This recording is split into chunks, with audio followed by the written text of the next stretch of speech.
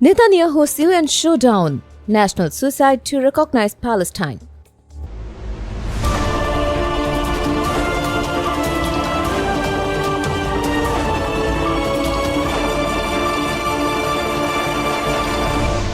Channel CB.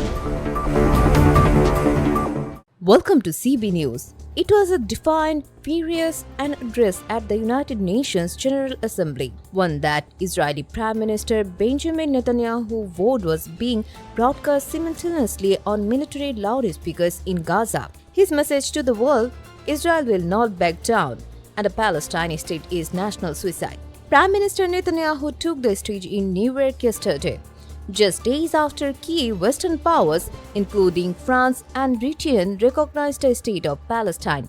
The move drew an immediate and sharp rebuke from the Israeli leader. Israel will not allow you to shove a terrorist state down our throats. We will not commit national suicide because you don't have the guts to face down and hostile media and anti-Semitic mobs demanding Israel's blood.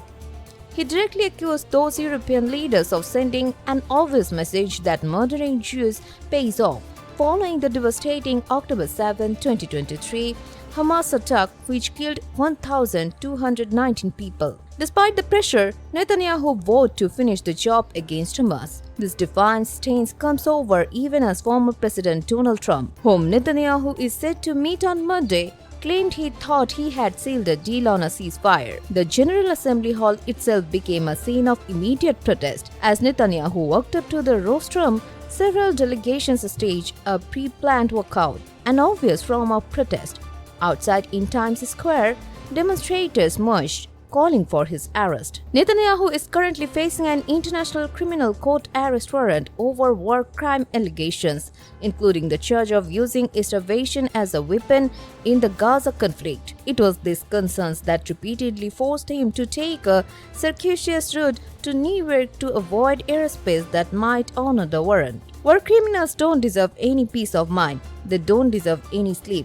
During his speech, Netanyahu aggressively challenged the allegations of genocide, pointing to Israel's use of leaflets to warn civilians to leave targeted areas.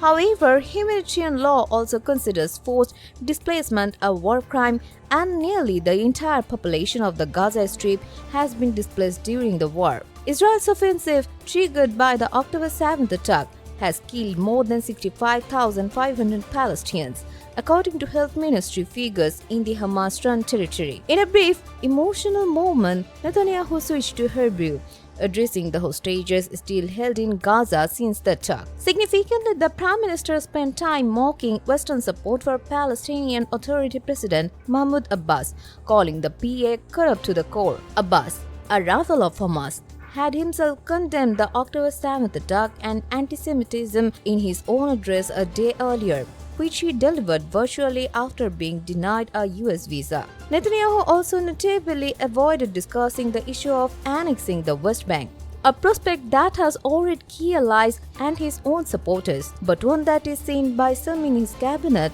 as the ultimate way to eliminate any hope of a Palestinian state. The tense atmosphere was capped off by a boycott from an Iranian delegation who displayed pictures of the more than 1,000 people they say died in a recent Israeli bombing of Iran's nuclear sites.